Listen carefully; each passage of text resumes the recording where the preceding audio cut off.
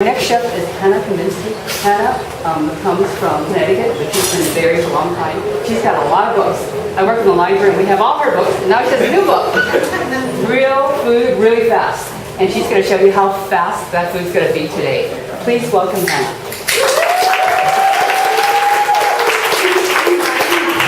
Thank you. Thank you for coming out and seeing me. So this is my 5th cookbook, but my first 4 are all desserts. And that's where I really got my start, because when I first went vegan, I mean, I've always had big sweet tooth, but it was such a different landscape back then. Just about, well, actually 15, 16 years ago now, there were no desserts. So I had to start baking, or I don't know what. So I love doing these big project recipes, huge cakes, elaborate things. But as I started going to high school and getting my first job, going to college, I didn't really have that time for those fancy desserts, and I wasn't feeding myself very well.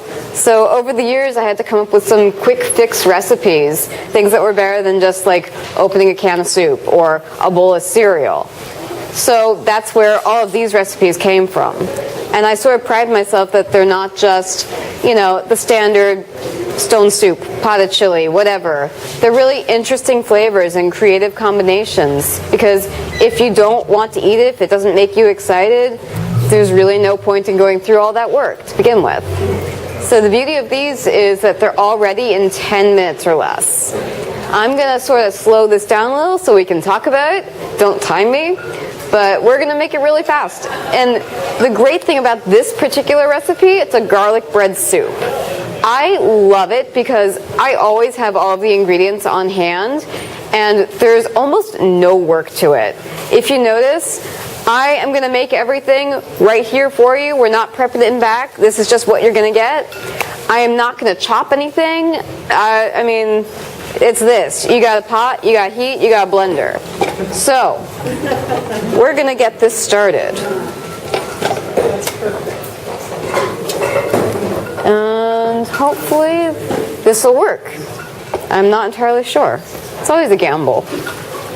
So we're going to start by getting the pot hot and adding a good amount of olive oil.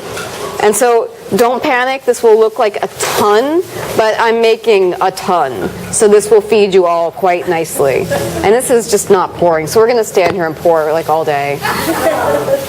But the key to cooking quickly is having your mise en place, which is everything in place, your ingredients ready to go. You read through the recipe first the whole time. You know what you're going to do. You got your game plan. You're ready. And even if you don't know what you're going to make, I always have my pantry stocked properly. That means I've always got garlic. I've always got onions. And even if you don't have it fresh, what I like to do is when I shop, I always make sure that I have these things. And as soon as I get home, I will chop my onions and throw them in baggies, throw them in the freezer. I think of my freezer as my cold pantry. So I love that. When I get home, I don't know what I'm going to make. I get a pot hot, fill it with olive oil, and I throw in some garlic, or I throw in some onions. And then as that's sizzling, I go from there and see, what else do I have in the fridge? What else do I have in the pantry? And it just sort of builds itself, and before you know it, you're eating it. It's ready. So no hassle, no fuss. You want to start with hot oil so that things just start cooking immediately. You don't want to just sit in the oil, because I mean, what's the point to that? You figure out your game plan while you're moving. Keep active. The other thing about the pantry, I always tell people quick cooking is about cooking with what you have. So when you get home from work, you forget to shop, you still got food. I mean, it kills me when people say, there's nothing to eat, and you've got everything in the pantry. So you just need to know how to utilize it. It also means some quick cooking grains and starches. I've always got couscous, cooks in 5 minutes. I've always got bread, which is why we're doing this. And so, talk to you about bread while that's getting hot. Today, for this garlic bread soup, I've got a loaf of sourdough bread. I love sourdough, San Francisco. What else would you do? Well, let me tell you what else. Everything. it will change the character of the soup, and I think that's wonderful. So if you don't have sourdough, use rye bread, use country bread, use baguettes, use seeded bread, use a fancy rosemary bread. I've used olive loaf, walnut bread. Every bread is beautiful. And gluten-free bread if that's an issue for you. Going further off the beaten path, I've used hot dog buns in a pinch. I've used pita breads. I can hear some sizzling, some pinging, because there was water in the dish, and now it's getting hot. So I'm going to start getting in the garlic. We're going to get back to bread in a minute. But I have here peeled garlic. I don't think this is cheating. I think that this is wonderful because I hate peeling all this garlic. And because this is garlic bread soup, we're using a lot of garlic. This would take so much time. And again, these are just whole cloves. You don't need to chop it, you don't need to dice it, but even if all that you could get was like pre-made, pre-chopped garlic in a jar, not knocking that. Take a shortcut when you can. It's still homemade food from scratch. There's nothing wrong with taking a little bit of a helping hand. If you've only got heads of garlic, and it's like, I have garlic, but it's going to take forever to peel all this junk, you can still do that. What I love to do when I need to peel garlic is, I can't demonstrate, I don't have it here, but I take the head, whack it on the table, break all the pieces apart, take a clove, whack it with the back of your knife, the skin comes right off, throws in the pot, you're done. And this was not quite hot, because it's not sizzling. We'll get there. We've got scads of garlic going in here. So, yeah, garlic bread soup. Backtrack a little. This sounds crazy, right? Bread in a soup. Well, let me tell you, bread is wonderful beyond sandwiches, beyond bread crumbs. And because I always have bread, I've always got bread that's either in the freezer or like semi-stale. And you don't want to make a sandwich out of that. But what you can do is it's great to toast and make into actually salads. There's such a history of bread salad. Panzanella or, fatouche, that's the word. Brain fart there. So if you wanted to go a different route, you could also just chop this and make it into almost like croutons and then toss it with fresh vegetables. And you've got yourself a lovely salad.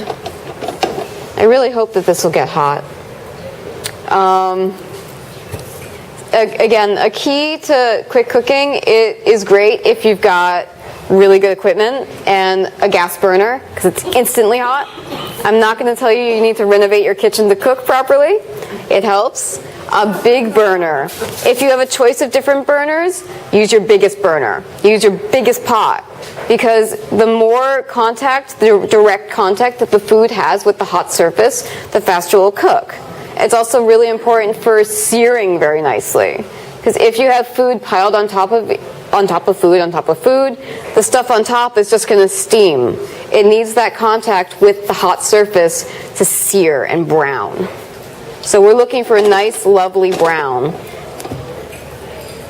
I think it's getting warm. Maybe.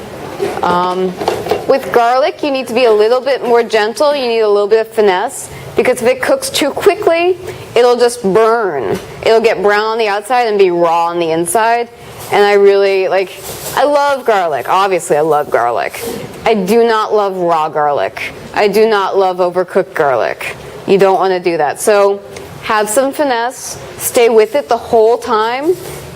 Because we're moving so fast through all of these steps, you don't have time to check your phone, answer the phone call, go watch YouTube, go let the dog out. You're cooking, so you can not be cooking. You don't want to spend all day in the kitchen. That's the whole point here.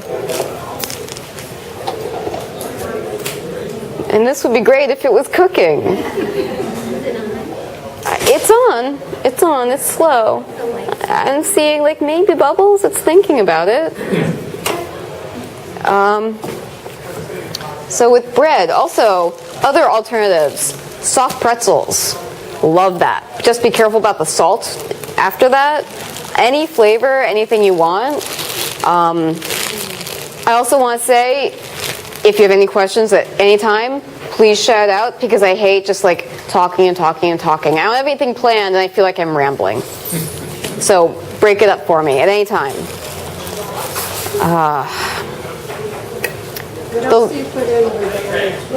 With the oil right now, we've just got the garlic because I want the garlic to cook. That's really the only thing that we're actually cooking here. All the rest of it is just warming and heating. So that's like the key to all this. It would be a lot faster if it would cook.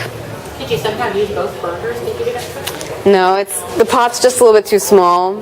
Yes. Can you describe the ingredients you're going to put in? Yes, so yeah, I apologize for that. I wish there was like a mirror or something, but Please tell us what you got. certainly. So right now, we've just got olive oil and garlic in the pot. We're going to be adding this whole loaf of bread. We've got some parsley to finish it. We've got some white wine, smoked paprika, salt, pepper, dried thyme, and vegetable broth. That's it. It can be that simple. I wanted to keep this as sort of a blank palette, very true to garlic bread. You know, you love just that comfort, comfort food, very simple, easy to eat. But you can go any other direction from here. Jazz it up with vegetables. I've done really great, like a Mexican version with canned corn and black beans. You could add salsa. You could add chili powder. Or you could do more like Italian with fresh basil, white beans, zucchini. I just love dressing it up. And that's the great thing. These are all simple recipes to make your own. You put in there jalapeno. Absolutely. Jalapeno, hot sauce. I've always got sriracha. That's a staple. So this can be kind of a base, basically. Yes, this is your jumping off point. If you want to just keep it there, you're golden, it's delicious. But please add more to it. Add more veggies, add more protein. With veggies and jackfruit, maybe? Sure. Do like a faux pulled pork sort of thing. Maybe add barbecue sauce. Why not? How do you make I'm sorry? You want to take it in the back to heat? It's starting to heat. Okay. It's starting to I can cook. put it on the gas stove. I know. how do you make sure that the bread doesn't get like soggy? Well, it in a way will. So that's the great thing. We're going to blend it. Is it good? It is. I promise. You will try it and you will believe. I know it sounds really weird, just like wet bread, but it's not. Okay. The beauty of it is, so I should explain this better. A lot of people find bread in soup weird if it's not a crouton or like a crunchy element. But my thinking here is, what is a basic roux? Does anyone know? Flour and the fat.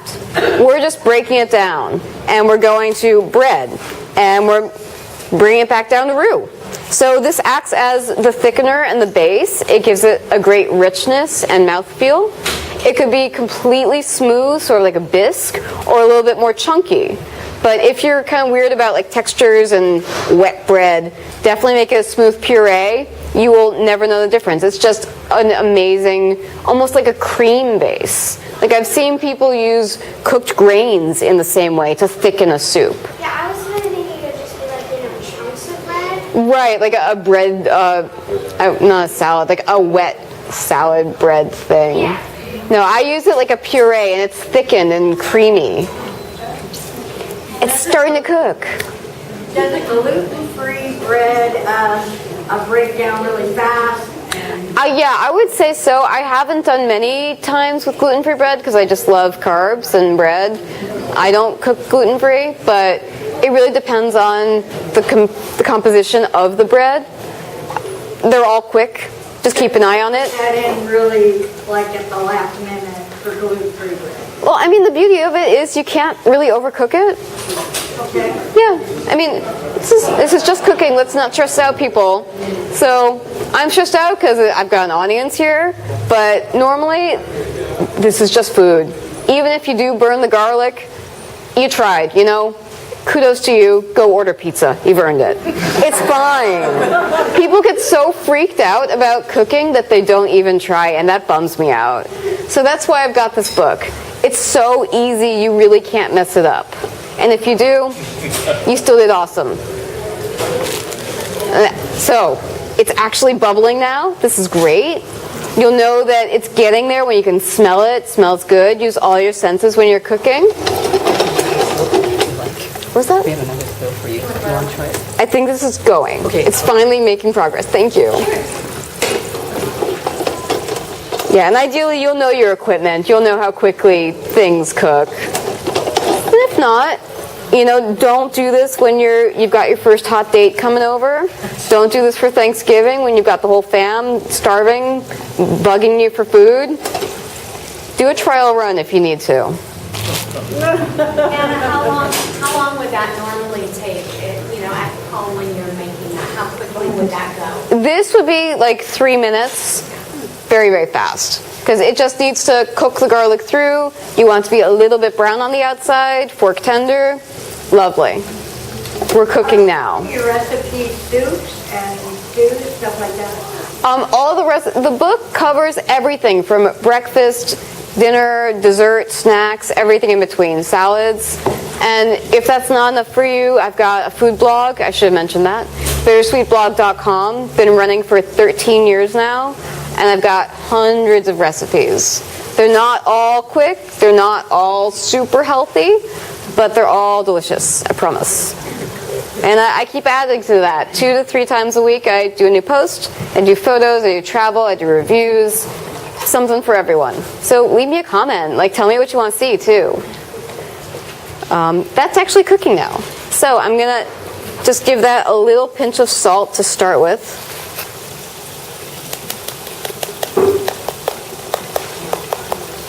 Salt actually slows the browning process, so that will help it from burning.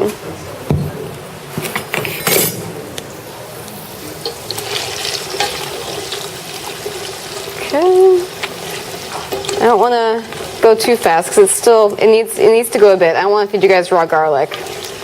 I will be adding to it deglazing with white wine. I feel like this adds just volumes of wonderful flavor. It doesn't make it really alcoholic. Contrary to what people say, it does not all burn off, but it's so minimal in what you get. It doesn't bother me.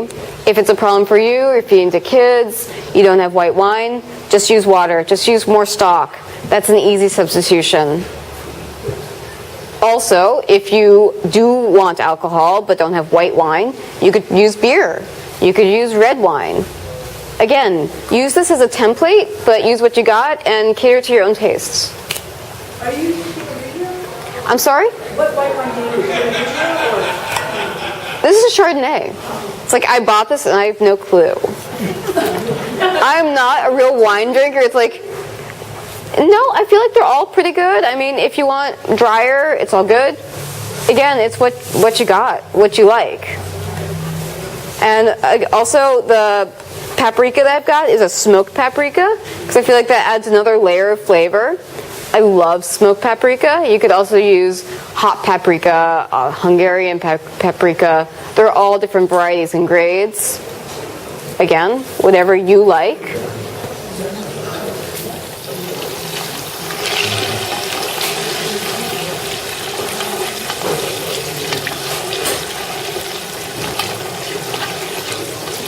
And for the broth, again, I've just got a vegetable broth. If sodium is an issue for you, definitely opt for low sodium because that can ramp up very quickly. I love mushroom stock, if you can find it. It's one of my favorites. I actually just found for the first time, trying last week, a ramen broth. I would love to use that in here because it's got really rich flavor. It's by Ocean's Halo. If you can find that, it's very, very salty. Don't add salt to that. But it's got extra umami because it's made with kelp. And if that was an interesting thing to you, you could add whole mushrooms. You could add kelp to the soup itself without going and getting the fancy stock. Do you have any ideas for like emergency desserts, like pantry based desserts? sort of equivalent to this, like you have it, Yes. you throw it together, it's someone to turn it over. The thing that I always do is either a chocolate fudge or a peanut butter fudge. I've got both of those in the book. I got a little bit fancy. My chocolate fudge here is a peppermint fudge, and the peanut butter fudge is a white chocolate peanut butter fudge. I love that because both of them, well, different compositions, but the chocolate fudge is the easiest thing ever. It's just chocolate, coconut oil, peppermint extract, salt, peppermint, like candies. But bare bones, all you need is chocolate chips and coconut oil. Melt it together, throw it in a loaf pan, let it set in the freezer. 30 minutes, you've got dessert. And I love bringing that to potlucks too.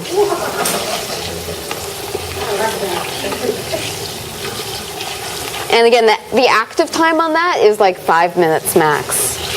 Is that good with dark chocolate? Oh yeah, any chocolate that you got. I would definitely do dark chocolate. Oh, yeah. So much better than that chocolate. But obviously, no chocolate is not easy. Right. But the great thing is I use usually chocolate chips. They're like semi-sweet, and that way you don't need to add any extra sugar. It's already perfect. I do a really similar sort of formula where I work at Nourish Cafe. We've got one location at 6th Avenue, very close by, and one location at in Nob Hill where I work. So if you want to get this, go to Nob Hill. I'm the one making the desserts.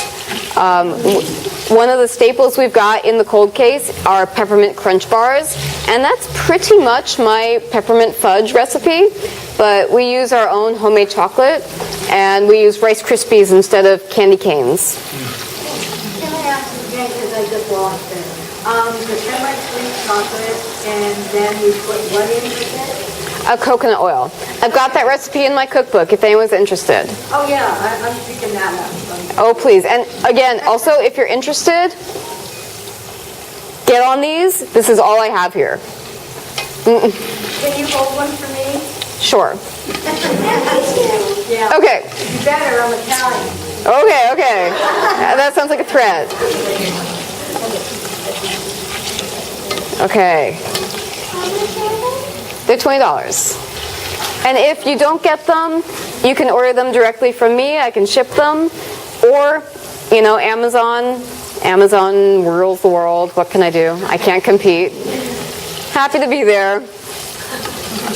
Don't I sound it?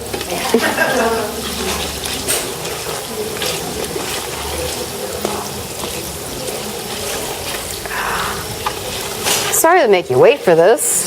Shoot. So normally, like, if I try to make a meal out of the soup, I usually like to have bread on the side, but it seems to me like it's too much bread. Right. This looks really good. I love serving this with salad. I feel like that balances it out because this is a very rich, hearty soup. This is great for a cold day. I was excited this morning. It was like so clammy and cool. It's like, this is perfect for soup. And now it's summer again.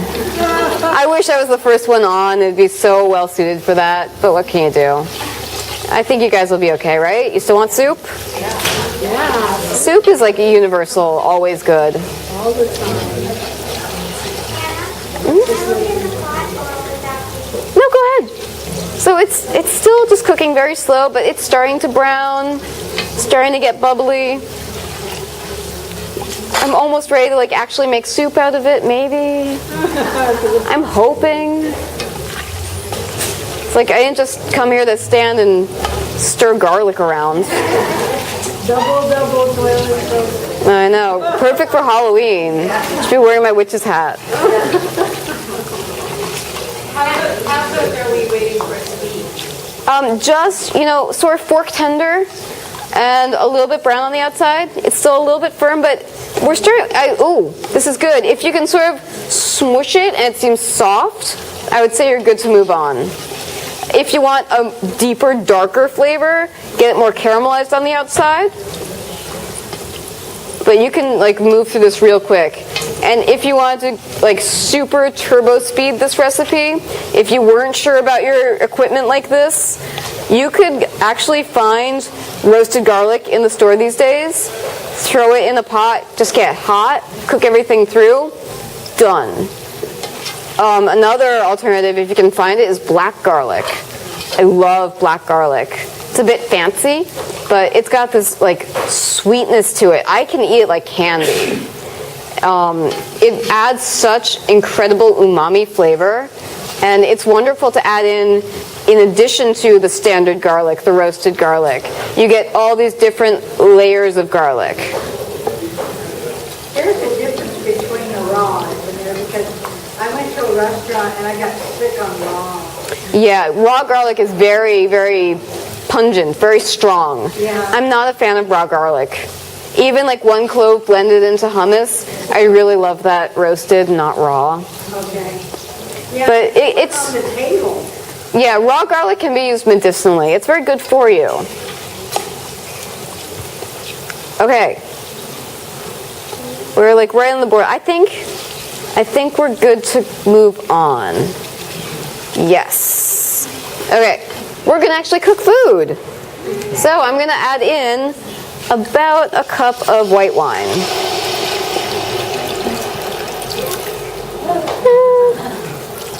I'm eyeballing here. There will be samples. No, the wine. Oh yeah. Anyone want?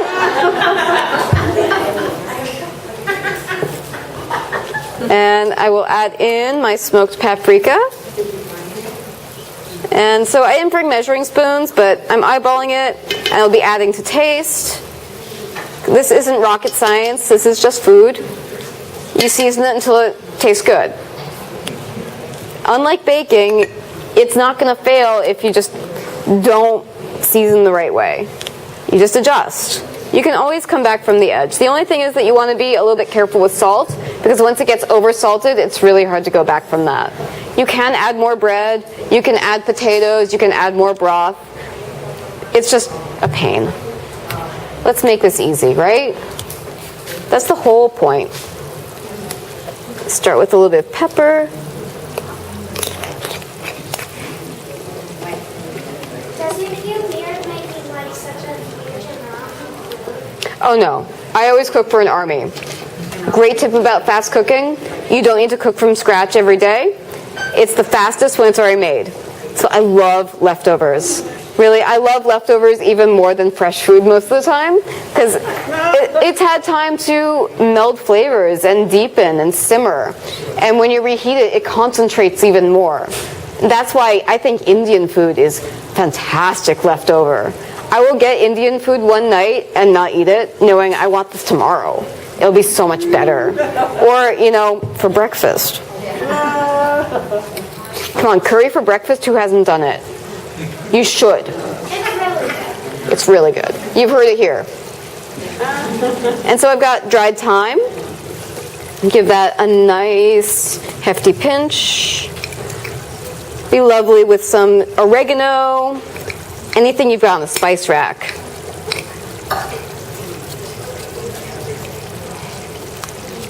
That looks pretty good.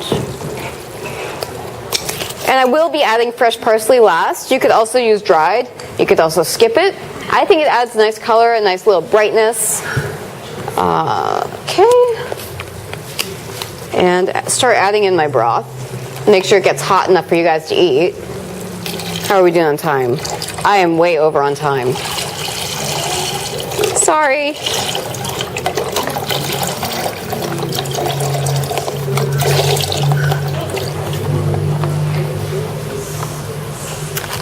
With the bread, I don't need to chop it up because it's just getting blended. So I'm going to tear it into some nice chunks just so it gets mixed up well.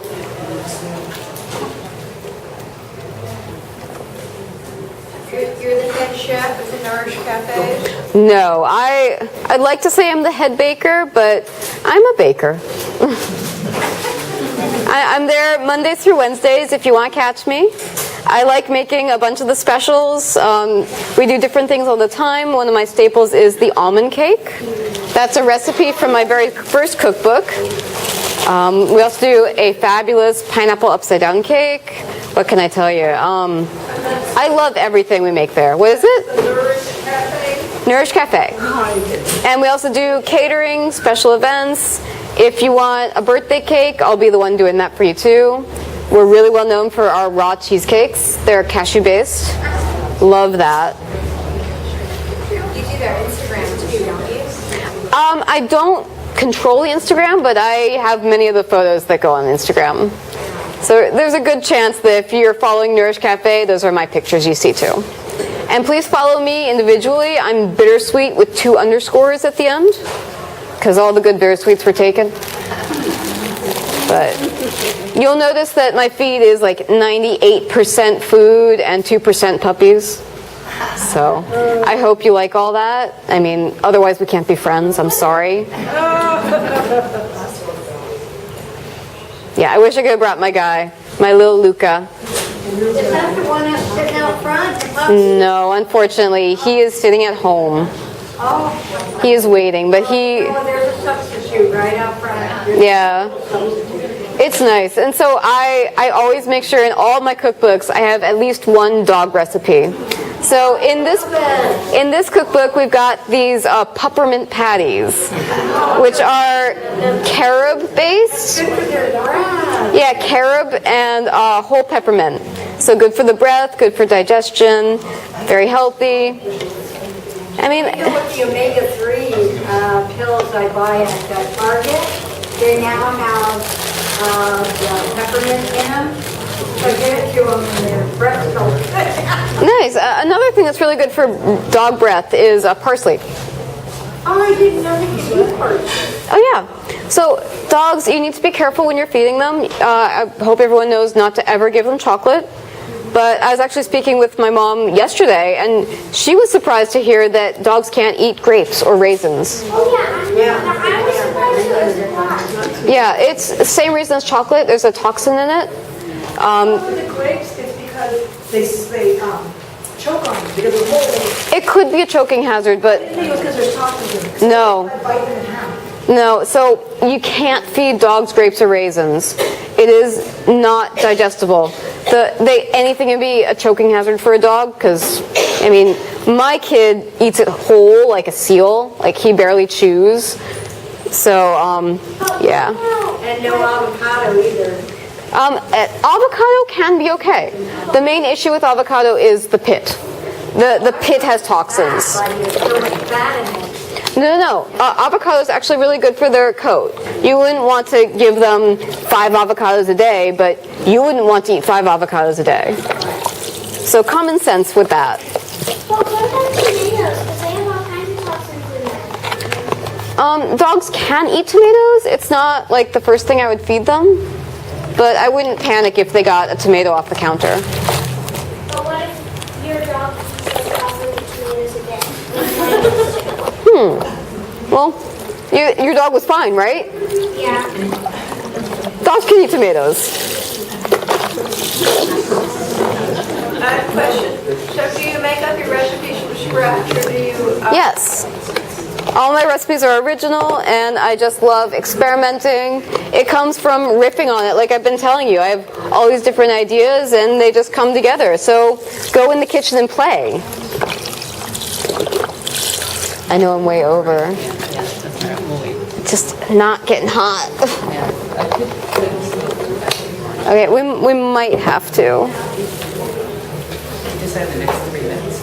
Okay, so we have 3 minutes. It might need to make you wait for samples, but I think you get where this is going. So I'm just going to throw in a whole bunch of parsley because it's going to get blended. I don't need to chop it, mess with it. That'll be good. Oh, it smells delicious. I was always that weird kid at Passover that would be like, give me all of your parsley on the plate, I'll just eat it. I love parsley. Yeah, because it's garnished. Yeah, if you're not familiar, on the Seder plate, you get the bitter herb, and you dip it in salt water, and usually the rest of my family is like, oh, this is disgusting. I'll take all your parsley. You know, what can I say? Bitterness. Yeah. I am bittersweet, so it comes from somewhere.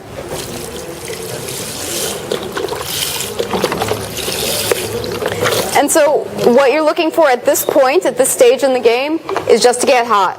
everything is cooked and done, you want it piping hot, you will blend it, and you can eat it. I mean, adjust seasoning to taste, of course. And at this point, it will look like soupy, wet bread and be kind of gross. But you're not going to eat it like this. It will be blended, smooth, creamy, luscious. And that's about it. Is there any other questions about that? Yes. What kind of dog do you have? He's a mini pin Chihuahua. Oh, He's adorable. And I gotta tease you guys, if you want to see pictures, hit my Instagram. Well, I have a Napoleon Mastiff. Wow. I know. 280 pounds.